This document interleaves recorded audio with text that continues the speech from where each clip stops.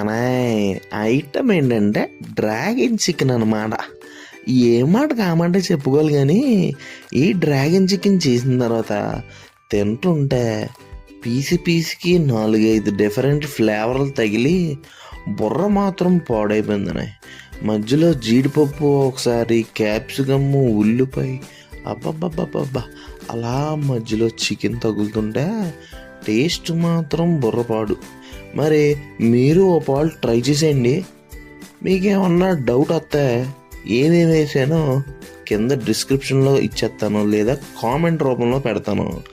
ఆ యొక్క డిష్ని కంప్లీట్గా మీరు ఫాలో అయిపోయి ప్రిపేర్ చేసేసి దాన్ని మరి టేస్ట్ చేసేసి మరి ఎలా ఉందో కామెంట్ రూపంలో మరి తెలియజేయండి అనే. టేస్ట్ మాత్రం బుర్రపాడు, నాకైతే బాగా నచ్చింది. మరి నచ్చితే సబ్స్క్రైబ్ చేసి లైక్ చేయండి అని ఉంటాను.